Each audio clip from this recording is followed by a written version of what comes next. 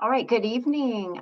I'm so happy that you could join us tonight. I'm going to tell you a little bit about our school and introduce some of our school leaders and our teaching team to you and provide you an opportunity to ask some questions at the end. So if you would like to learn more about the school from now until the lottery or even beyond, please follow us on Instagram. All right. Our mission is to serve Albuquerque students, pre-K through fifth grade, who choose to attend. And we have four pillars of our mission. The first one is to provide single gender classes. And the second one is quality instruction. We have a great teaching team. And the next one is individualization. And the last one is family and community involvement. And that is all to ensure students' proficiency. So I'm going to introduce not just the people on this slide, but I'm happy to welcome our pre-K team here. We normally have more potential pre-K students than any other students, and so I welcome you if that's the case. I welcome everyone. And so I'm going to introduce our pre-K team, and you'll have an opportunity at the end to ask any questions you have about pre-K. So we have Miss Ochiltree. She's our girls pre-K teacher, and Miss Asher Willard, and they're the girls pre-K teaching team. And then we have Miss Maria Bascour and Miss Elena Munoz, who are in charge of our pre-K boys. And then in addition to that, I'm here. I'm Miss Bachman. I'm the executive director, head administrator, principal, all of those things. We have Mr. Brian Verplew. I think we're having some technical difficulties, but hopefully he can join us here in a bit. He's the assistant principal. And Crystal Wilson, she's running the meeting. She is our director of academic innovation and our pre-K coordinator. Then we have Mr. Reed Nunn. He's a co-founder and our Boys Academy director, and he teaches our upper boys cohort. And we have Miss Heather Sickinger. She's also a co-founder. She is our Girls Academy director, and she teaches the 3-4 boys cohort. And we also have Miss Sasha Sanchez here. She is our special education coordinator. She should be on this slide, and I'm going to need to make that update. But thank you, Miss Sasha Sanchez, for joining us, and she'll be able to answer any questions you have in general about services and IEPs. So a little bit about the history of our school. We were founded in 2011. We are locally authorized through APS. We are the only single gender school in New Mexico with a Boys and Girls Academy. And I think that we may be the only single gender public school in the nation. And that's my hypothesis. That's yet to be proven wrong. So history about the people. Our founders are Mrs. Donna Eldridge, Mr. Reed Nunn, Miss Heather Sickinger. Our governance council founding members include Marynell Callahan Hirsch, Claude Keenan, Matthew Terry, Tanya Triolo, and Alan Wilson. And we've been at several different places. The place we are at now is the longest place we've been. And we were at 10500 Copper. We were on Balloon Park Road for a few years, and we've settled in here to 4401 Silver Avenue Northeast. And we are in a lease purchase arrangement, which is really important for stability for a charter, because this is our building and we'll eventually own it. So just an important point there to note. So the ideas for the charter, based on brain research findings that girls and boys develop and learn differently. Teachers can learn about and use gender-specific strategies to help students succeed. The academic program and our approved charter states how families, students, and teachers support our mission. And what we would be asking families to do is give input on your students' personal education plans, and have a little bit more detail about that in some slides that are coming up here. So our school norms are single gender. All teachers and support staff use gender-specific strategies in instruction and daily interaction. What we know is that the strategies are just good teaching strategies, period. And then not all girls fall into typically developing girl, and not all boys fall into that category either. So when we approach professional development for our teachers, we give instruction in strategies for boys that work and strategies that girls, and you can tailor instruction for individual students that way if you know how to implement all the strategies. As a school leader, I provide professional development and classroom support in the effective use of gender-specific strategies. And we have Boys and Girls Academy. Boys and girls are in separate classrooms. They see each other before school and after school for short periods of time in the same space. But other than that, they're separate classes. The next school norm for quality instruction, how we carry out quality instruction is we have a professional staff, and I'm going to promise you that if you get picked and you enroll at our school, you are in for a real treat with our teaching team. We have a really wonderful group of educators and a great community here. We provide relevant, meaningful learning opportunities through out-of-school instruction. We have teachers discuss during our collaboration days data, our school mission, how we're carrying it out in our academic plan, how to use curriculum effectively, and we stand up in class when asking and answering questions. We also provide mentorship from older students to our younger students in a very structured way, and also through those personal education plans that I'm going to get to in this next slide, which is all about our the one pillar of our mission called individualization. So we develop personal education plans for all students. We use assessment results. Families play an important role in this as well. We get input from teachers and school professionals. And we have goal statements for not just academics, but for social emotional development, because we know that that's important. And if you don't address those needs in schools, it's academic learning is a lot harder. So we spend a lot of time on that and effective use of strategies to support children in their social emotional development. So our teachers complete PEPs at the beginning of the year, and they update twice thereafter.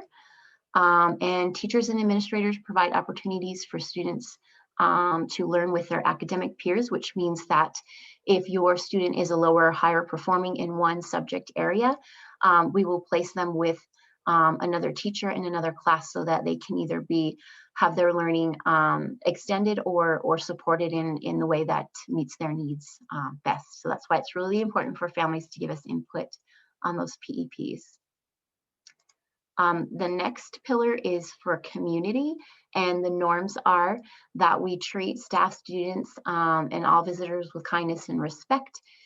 We do use Mr., Miss, and Mrs. And last names. Our students are very respectful and get recognized when we're in the community, not during COVID safe times, but when we visit businesses and other organizations in the community, we are recognized for the excellent behavior of our children and the respectful manner that they attend events. We hold power sessions where we ask professionals, could be parents or community members or any professional, to come in and share how you learned and about your career, so that we can expose our children to ideas that they may not have in their heads yet, and opportunities for them in the future. In the past, we've had a STEAM focus on those. Power sessions are what we call them, and we'll continue to do that into the future. We use the surrounding neighborhood for walks for PE instruction. Another thing we do for our community is that we send weekly updates to families. They're posted. This says Mondays. I'll have to update that. We send those out on Fridays, and we made that change in response to requests from our families.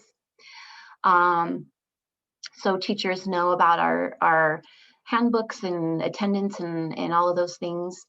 And we also have North Stars, and that is really our character trait program. And we recognize students who have those behaviors and exhibit them.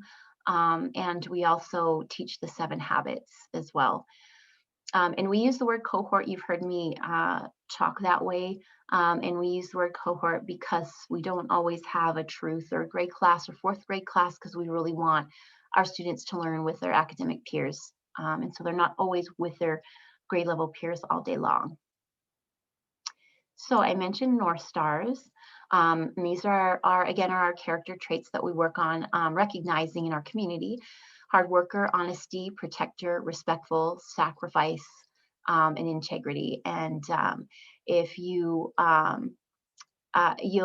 if your student is enrolled here, they will learn that quickly, and you'll get to hear them recite the North Stars. So just some resources for single gender education. I'm going to post this PowerPoint at the end. It'll be posted by tomorrow, so you can access these links if you want to learn more about the ideas behind the school and some of the strategies we use. There's some resources there. And then so we have overarching strategy for boys is right up here in its structure.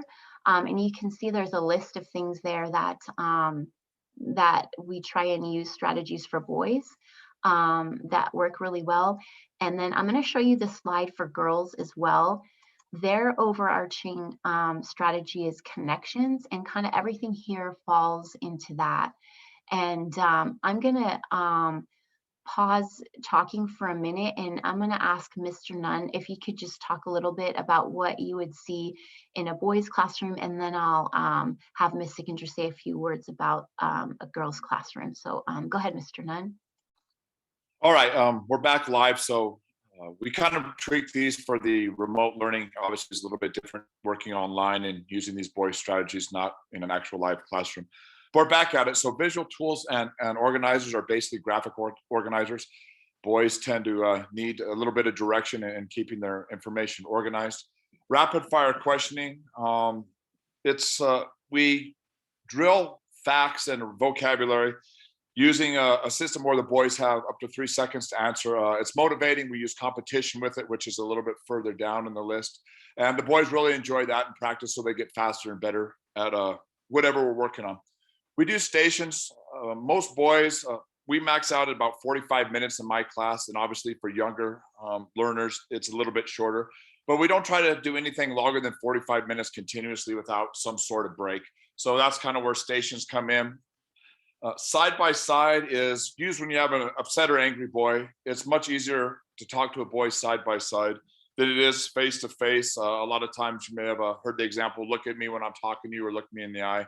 There's a lot of research that says that that's really detrimental to boys. It puts them into a fight or flight situation, and the side by side works much better, and we've been very successful with that. Time, I time everything. If boys don't have a time limit, they won't get things done. If they have a time limit, they'll organize their time a bit better and be more successful completing what we ask them to do. Verbal cues for boys. What we use for the Boys Academy, we say eyes, eyes, and the boys echo eyes, eyes, and they know they look to whatever adult said eyes, eyes, and they get quiet and get still, so we can give direction, just so we're not yelling over each other. Target discussion, we have what we call a ball toss. When boys get in a discussion over a subject they're passionate about, they tend to talk over each other. So a target discussion is we use a ball or some sort of other item they can throw back and forth. You're only allowed to talk if you're holding on to that item. And it gets boys motivated to participate, so they can also toss and catch and throw the ball. And it's a great motivator for boys to jump into discussions. The evidence piece there is, we use this mostly in English language arts, and now more often when we do some math problems. You need to always have evidence to support your answer, whether it be reading or math, and why you got this certain answer in math, or why you gave a certain answer in reading. In the upper grades, we use quotes, and we try to refer back to the text. Bulleted information, this goes with our stations there. We'll bullet the information, short, quick information of what needs to be done and what order, and that also goes along with the time. If you put that all together, the boys are pretty effective at getting assignments completed. Accountability and movement. Obviously, in a boys' class, we need to move quite a bit. We know that's just natural for boys. That's why we get many of our students. We have a lot of boys that are wiggly and just don't do well in the classroom where they got to sit still at a desk all day. So we let them move quite a bit, but there is an accountability piece to that. You know, we have rules that they have to be safe. They can't bother other people, but otherwise, as long as they're working hard and getting things done, we kind of let the movement go. Competition recognition is probably one of our biggest drivers in the boys academy. Boys love to compete not only against each other but also against themselves. They always want to do better than they did the day before. So there's kind of a couple layers there to competition and recognition. When a boy does, you know, beat his high score or really improve in something, we like to recognize them. We do that through the North Stars, and we also have several systems within our classroom that really motivate boys to get things done. All right, thank you, Mr. Nunn. And we'll go to Ms. Sickinger and talk about the girls' strategies. So again, the overarching component for the girls is to have connections, and everything is linked to connections. Everything's linked to an emotion. The first thing that's going to help the girls be successful in the classroom is to have a checklist. And then that way they can guarantee what it is they need to do in a given day on a given assignment. And so that checklist is that visual that will help them be able to be successful. Many girls tend to not want to necessarily speak at a given point in time, and in order for everybody to have the opportunity to share their knowledge, name sticks are huge in identifying who gets to talk, and that is that selection piece, that it's not anything other than a random pick. So it's guiding them to be alert and paying attention to whatever the conversation would be, or on task. Volume and tone awareness. Young ladies tend to have a very sensitive approach to what is going on as far as how loud it is and the tone that's being used in the classroom. So that is definitely key in order to be able to have them understand why you're using a certain tone or volume, and for the adult in the classroom to be cognizant of that volume and tone and how it may impact the student. The check-in piece is huge. Not just how are you doing on an assignment, but to make that check-in as part of how are you doing today and building that rapport. And that is key again, because the connection is so critical for young ladies. And so that is a separate piece, not just academically, but on a personal level. Girls love color. The more you offer it, the better they are in getting their assignments done. And they will actually work harder if you give them more options. So it's no joke. The more colors, the better the project might come out. That will also help them in processing the information, because again, they're going into depth with that particular assignment.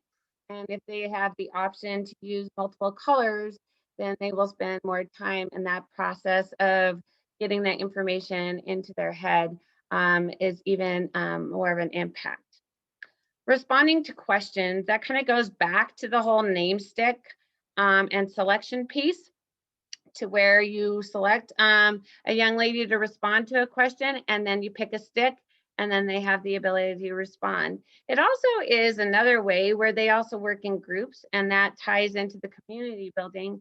Connections are what they want, not only with the teacher, but with the other young ladies in their classroom. And so they won't be hesitant to respond to questions. And then they will actually start creating dialogue and that community building where they work off each other in answering questions. Similar to the boys, the best way to accomplish tasks is to assign where they're supposed to be and rotate through the day. They like getting into different groups. It could be different based upon level. It could be different based upon this young lady has a really good strategy and pair up with another young lady who could have some support. So building in some of our pillars in the school of being a protector. So community building is not only with the adult and the individual student, it's as a whole. So it becomes kind of a tight knit group. And that helps with completion of work, as well as bringing in our North Stars to where they are there for one another and help each other be successful in the class. On the flip side, there are the chances that they will have what we call recess appointments, and those recess appointments are if something were to have occurred that was unkind, or that they needed to problem solve or get assistance in troubleshooting a situation. It's typically outside of the classroom situation in the sense that it's not during instruction. It's going to be at a separate time, and that's where they really get to work out and communicate with one another about what the situation was and how to resolve it. Adults have great success in modeling how to work that out, where one young lady gets to say what happened while the other one listens and they flip it up, and then they get to resolve. Adults can be there to assist, and as they get really good with the process, they're able to resolve it and they report back to the teacher, we're good to go. And that's the Girls Academy. All right, thank you, Ms. Sickinger. And just want to, I had to answer a question the other day from a visitor who asked, what is the biggest difference in how you approach the different classrooms? And I feel like both Ms. Sickinger and Mr. Nunn talked about conflict resolution and kind of removing those barriers, and you just allow them space in different ways. And Ms. Sickinger mentioned recess appointments, Mr. Nunn mentioned the side-by-side, and also, you just need to allow them to have time to resolve issues with fellow classmates and with teachers. And I think that's what we have. I think that is really the main difference. And all these other things kind of fall under the connections and the structure. And I think our outcomes too are that our girls are confident in answering questions, and we specifically spend time with them working on things in front of a small group that they're comfortable in, and gradually work up to larger presentations. So I think that's really important. And then I don't know, I think it's a good approach, and we'll take questions about that at the end. So a little bit switching gears here. So we have some community partners. We have a foundation, and they support us with capital needs projects, grants, and seeking funding for that. And we normally have an annual golf tournament. We hope to have one this fall, so stay tuned for that. We also have a PTA, and you can learn more about that on the website as well. And we have other community partners, City of Albuquerque. We have a grant. We've partnered with New Mexico School of Music. They're our neighbors, so is the National Dance Institute, and some of the other providers there for childcare. So the size of our school, we have about 40 in pre-K and about 210 in grades K through 5. So that gives you an idea of the size. Our days and hours, we are right now talking about our calendar for the fall. You probably have heard that there's some funding for extending the school day, and we're trying to figure out the model that best fits our school. So we'll get that information out to you as soon as possible. Our school hours are 8 a.m. to 3 p.m. There's a community meeting daily from 8 to 8:10. We're doing it a little differently virtually, and we'll keep you posted on those procedures in the fall. We have brain breaks throughout the day, and our school days are pre-K goes Monday, Tuesday, Thursday, Friday, with Wednesdays off. Our K to 5th grade go Monday through Friday. And then our dress code is here. I'm not going to spend too much time on it. You can read that in the student handbook on our website, and the link is there to our website, and you just need to look in the policy and procedure section. Academics. So we have specials that include PE, art, and STEAM makers. We're going to have that in the fall. We have daily assessment practice and basic skill practice. We have make our daily schedules available to families. And then we have academic peer groups, which I mentioned before, with mixed grade levels. And we have daily meeting, math and reading, and also a STEAM lab for science. Some additional details that are important that we offer: family engagement activities, connection to resources, power sessions, which are bringing community members in to talk to students about careers and possibilities, the out of school instruction, social emotional focus and support for students, conflict resolution and de-escalation training for teachers, weekly communication from classroom teachers. We have breakfast and lunch, and therapies and services that are outlined in IEPs. Our student assessments, we have ECOT for pre-K, new assessment for 3 through 5, IMESA and NMESA, iStation for K through 3. Our own assessment that we've used over the years is NWE MAP, and then we have other monitoring tools there that is usually found within the curriculum. So just some of our results. You know, we don't have a lot of recent data, but we do have some things, some successes to point out. If you look there, we are typically perform above the state on our proficiency in both reading and math, and we don't have any statewide data from last year because of COVID. And then you can look at our proficiency rates there, and those are normally above the national averages and state averages. Growth is really what we look at on a day-to-day basis. We want everyone growing. And just in the spring, this is our percentages for growth, which is really outstanding for our students. We want to shoot for 100% growth for all of our students in all measures. That's always the goal. But I think we're doing pretty good there in spring 2021. So our results, our student achievement, our students do succeed.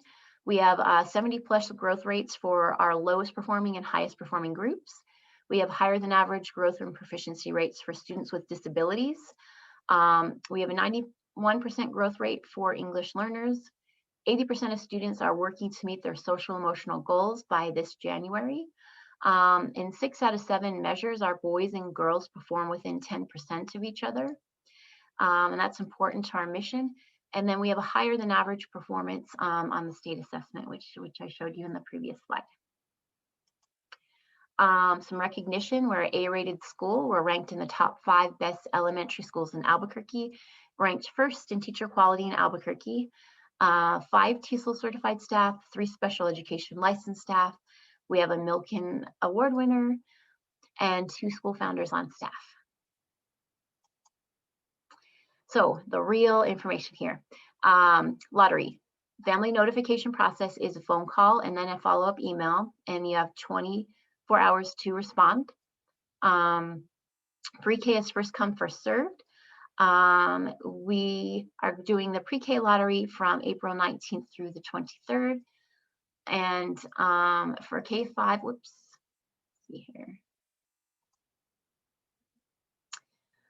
For K-5, that's April 27th through 30th. Siblings get preference. And I don't think there's anything else I need to mention there. I'm sure you'll have questions at the end. Just some safety measures. We're following all the COVID safe protocols. We have our filters at the highest level. We have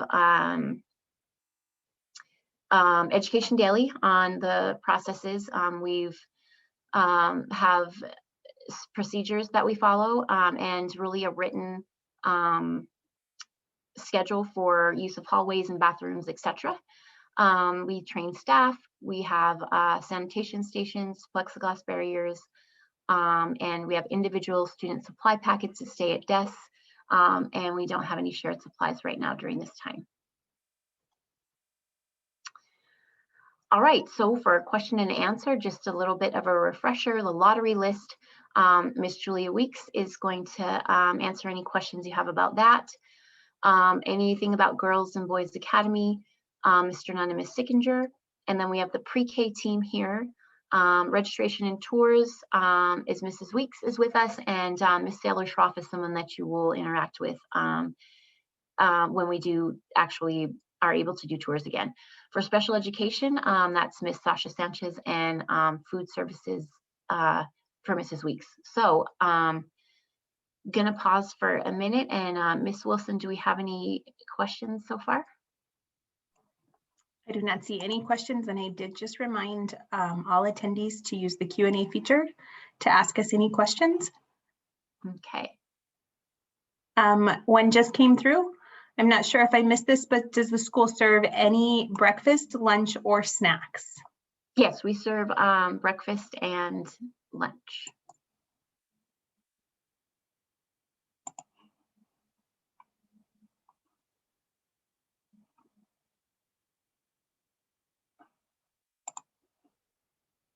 And what before and after school options do you have? So right now, along with our school calendar, we don't have anything determined yet. So that information is going to be forthcoming. So we need to get that figured out in the next couple of weeks here. Okay. How many openings are available for second grade girls? I don't know if we have that specific information because we're in the process of registration for next year. Mrs. Weeks, I don't know if you have a comment on that or not. I'll mute. We do not have those numbers yet, so we can't answer that question, unfortunately. It says, how does the connections apply for pre-K? Not sure that I understand that question, but I think if you could go over how to apply for pre-K, that would help. Okay, so how to apply for pre-K? I think that's what the question is related Okay. to. Yeah. It's not about the girls' strategy connections. So it may be about that. Okay. That may work. How does the strategy connections apply for pre-K girls? Okay, it applies so much. It's social emotional development is a huge focus of our pre-K program. New Mexico pre-K is wonderful. We're so lucky to have it in our school. And I'm going to give an opportunity to Miss Alcaltree and then Miss Bascour to elaborate a little bit on how you are, actually it'll be for Miss O, for in the girls class, how you develop connections. I mean, I was just in there last week several times, and you can see that in action. So I will stop talking and turn it over to Miss O. All right. So like Ms. Bachman said, social emotional is such an important part of our learning. It's honestly what I feel probably one of our most important parts right now. These girls are learning how to interact with each other. So what me and Miss Willard do a lot of the times is we start our day, we like to greet each other, and we like to talk about, maybe what we did the other day, and we like to have conversations with each other, especially since our girls just started back in person, having them get to know each other, and learning each other's names is such an important part of our day. We tend to put them in small groups when they are interacting in center times, and me and Miss Willard like to change those groups so that they are getting the opportunity to meet everyone in the classroom and get to know personalities. We also focus a lot on our emotions and how we're feeling. So we have an emotions chart on our wall, and we like to talk about, where we're feeling and, where we're on the emotion chart, how we're feeling and why. And we love giving the girls just the opportunity kind of to get to know each other and play. And so that's kind of one of our main strategies as of right now, and starting, in the fall, that would be another kind of beginning strategy that we would use, is just giving them the time to get to know each other, giving them the time to learn how to play fairly, learn how to, interact when maybe someone else isn't doing what you want them to do, and how we handle those feelings. So me and Miss Willard do a lot of modeling of, we'll tell them, okay, well, this is how you can express this feeling to this person. And so we take a lot of time during the day just kind of getting down on their level and really helping them work through all of these different social emotional feelings and things. I don't know if you want to add anything, Miss Willard. I think she does. I think you pretty much summed up everything that we do in class. Sorry, I had a difficulty unmuting, but I think you covered pretty much what we do in social, emotional, and those connections in our classroom. So, good job. And just one of our students asked the other day, how do I make a friend in this class? And it was on one of the first days of school. And so both of the teachers said, you're gonna go to centers and you're gonna learn how to interact. So just know that that is something that we do focus on highly with our young kids. Great, some additional questions came in. This next one is, how do you treat students whose behavior is not typical of their specific gender?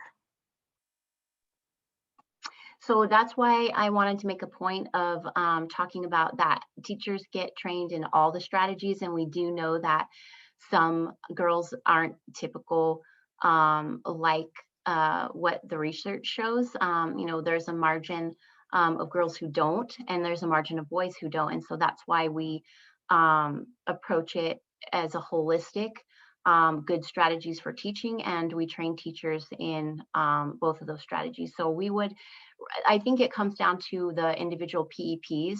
And like I said, there's a social emotional component to that, as well as an academic component. And I think that because our teachers have training in that, not just in the strategies that are gender strategies, but also in the social emotional conflict resolution, that we have a menu of options in order to meet students' individual needs.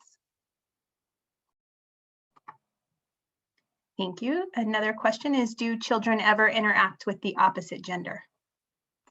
So there's opportunities very brief in the morning before class, and then at dismissal, but not during the regular school day. They're in separate classrooms. Does the school do IEPs if a student was on a wait list at a previous school but did not get it done due to COVID? Okay, so just to make sure I address that, yes, we honor IEPs. If we had an IEP that was not complete, we would pick up wherever that was left off. And Ms. Sasha Sanchez, I don't know if you have a comment on that, but she's done a phenomenal job of staying on top of our IEPs even during these challenging times. So Sasha, do you have anything to add about that?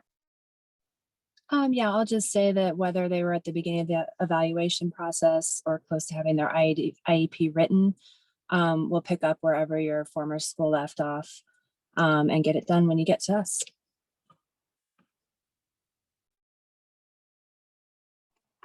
All right, when you talk about your growth rates a few slides back, can you explain what that rate reflects?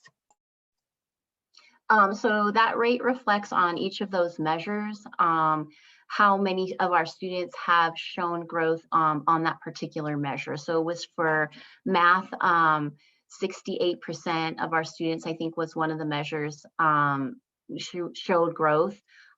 It's just from a beginning of year to middle of year check. So I hope that answers that question. If it didn't, let me know. How many spots do you have for pre-K girls? For pre-K girls, I think we have 18 for both classes. So, and that one is a first come, first serve. And so I'm not really sure about the statistics on that, what we have on the list, but. Another related question is, because pre-K is first come, first serve, if I haven't heard anything yet, does that mean my child is on the wait list? Mrs. Weeks, do you want to take that? I think we might need some clarification there, but you might understand that one. Yes. So by first come, first serve, it's interchangeable with waitlist. So if you are on our wait list, we go in the correct order that you were put on that waiting list. Pre-K lottery call or waiting list calls will be starting next Tuesday, April 19th through the 23rd. That will be done by phone call. You'll be initially contacted by phone call if you are selected, followed up by an email with instructions and information moving forward. Of course, as spots get filled. It may take a little bit longer depending on how quickly we hear back from folks. So it may take a little bit longer than next week, but you're welcome to always email me if you're curious if the spots have been filled or not. Great. Does the uniform dress code apply to pre-K? Yes, it does. And if one of your children gets pulled for the lottery, does that include their siblings? So they get, if one gets chosen and we have a spot in that class and we don't have a spot in the other class, they go to the top of the list. But we can usually accommodate siblings because they do go to the top of the list. Once one gets pulled, the others go to the top right away. If they make it into pre-K this year, are they grandfathered in for kindergarten? So it's an intent to return process is what I would refer to it as. So that's what we're kind of doing right now, or not kind of, we are doing that right now with our pre-K registration. So it's really a registration and intent to return process, if that makes sense. Are all pre-K spots filled? If you're asking, do we fill them all? Yes, we fill them all. Are they all filled right now? No, because our lottery isn't until next week. Do you help with language or speech barriers, such as speech therapy, if it is seen that that is needed? Yes, and we use the evaluation and identification and IEP process for those needs. So yeah, yes, we do. Is there a distinction between social emotional in same gender versus mixed gender interactions, and how is that handled? Can you read that again so I can make sure I get that right? Yes. Is there a distinction between social emotional in same gender versus mixed gender interactions, and how is that handled? Not really sure. I assume that you're talking about like if we're in a mixed gender classroom, which we don't have. We do have those interaction times. I think our social emotional approach would be what the student needs. I mean, we have a phenomenal, I can't say this enough, teaching team, everyone on here right now, and the rest of our staff really try to provide each student with what they need. We know our kids, we even know them now during this whole remote learning. And so I'm not really sure I answered the question, but please ask a follow-up question if that didn't help. How will you know if your child will be selected? So the process is, let me go up here. I should stay on that slide, I think. So the process is a phone call, email, and then you have 24 hours once the response is drawn. How is bullying handled? So that would be handled. So there's a procedure in our student handbook for if that occurs, and there's a whole process for reporting that to me. However, we don't want it to get to that point. That's why we spend so much time on social emotional development. We want our students to respect each other, and for the most part, the overriding climate here is of respect of each other, of adults, of students alike. And so I think that we start before that happens. And we really provide training to staff in conflict resolution and de-escalation strategies. And we really reinforce that in supporting students in their PEPs and just in our everyday interactions with them. And we do not, bullying is not okay. And but we have many mechanisms to prevent that before it happens and to address it when it does. What is the process for identifying if a student may need an IEP? So it's the same as any other a public school, and I think we have a good process. It would be the SAP process. If you have information coming in that you want us to know, I would have you reach out to Miss Sasha Sanchez, and then we can make sure that that student goes through that process. And then Sasha, do you have anything else to add to that? Sure. And once they go through the entire SAT process, if it's determined that formal evaluation is needed, we'll go ahead and have that completed and then move into an IEP if it's determined that that would best benefit the student. Have you had have you had students with auditory processing or mild hearing impairments? Yes, we've had several. How do we know if we are on the wait list? You can email, if you want to just confirm that you're on it, I would reach out to Mrs. Weeks.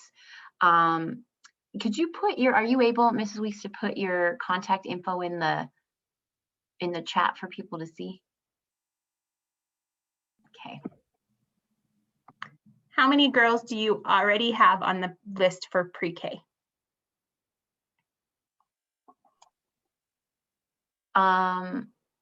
Do we know that information, Mrs. Weeks? I can do a quick count. Give me one moment, please. You Okay. can move on to the next question. I'll let you know Okay. when I'm ready. With this PowerPoint meeting, can it be viewed by other family members of waiting lottery students? Yes, I'm going to post this on the website.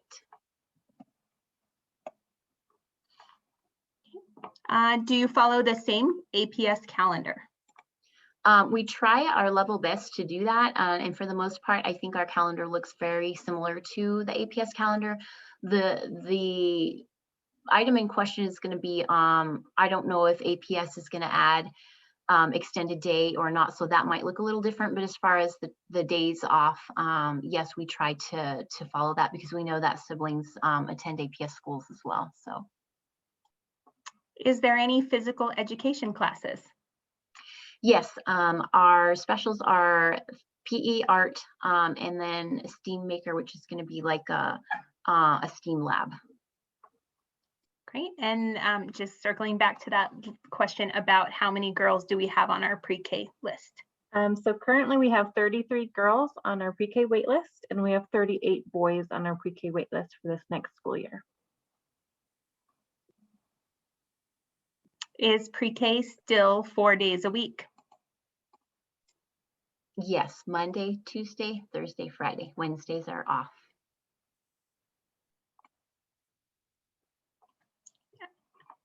I don't see any additional questions at this time. I don't know if you want to give it a minute and see if anybody has a follow-up. Okay, we'll just wait for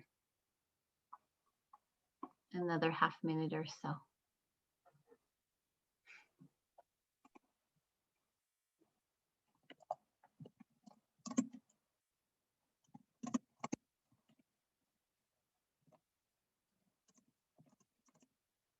What is the student to teacher ratio? So it's different for grade levels, but for the most part, we have small classes. We have a lot of support staff. In our youngest classes, it is not more than 10 to 1. And then it kind of goes up that way. But we have numerous support staff at all times.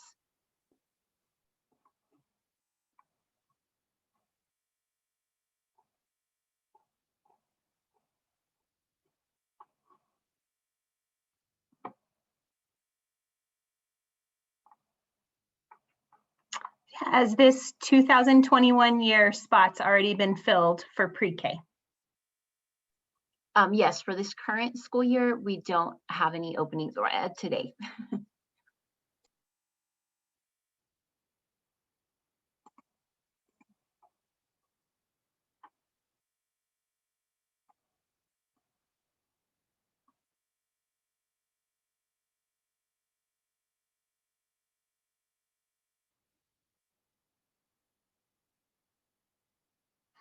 Do kids join as the year goes on? Yes, we lottery to fill any spots that for families who moved away. Yes, or for whatever reason disenroll.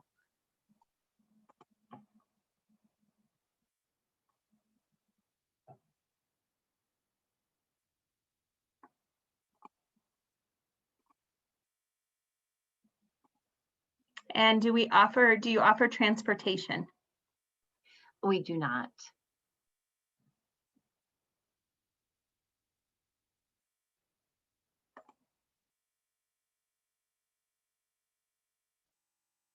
How is teacher or staff turnover? I can't give you an exact rate, but I know that the turnover rate is much less than the national, than the state, than the local turnover rate. We have teachers who've been here for many years.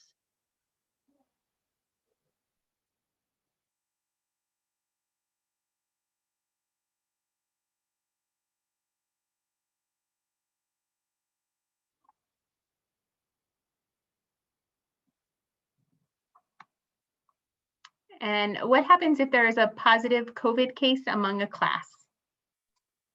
So we have a decision tree that we use, and I think that for the fall, we will see some updated guidelines, but we follow that decision tree.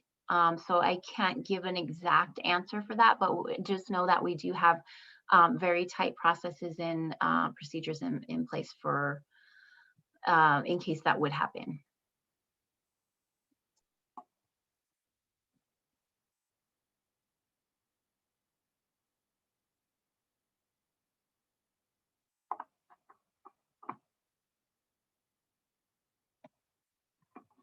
Do you have to reapply for, let's say, a lottery for kindergarten spots next year, this year, if their age is appropriate for kindergarten next year? Mrs. Weeks? So once you have a spot at the school, you do not have to reapply each year. Once you're in, as long as you fill out the intent to return each spring that we ask families to fill out.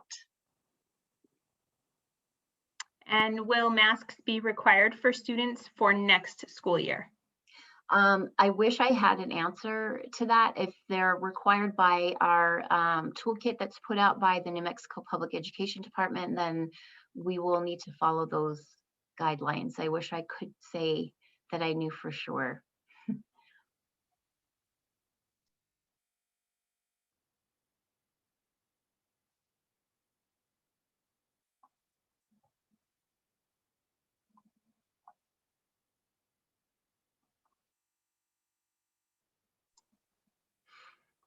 All right, well, it looks like we don't have any more questions at this point, but please feel free to reach out if you do have any questions, and we will get in touch with you. Thank you to everybody who attended, and I really look forward to next year.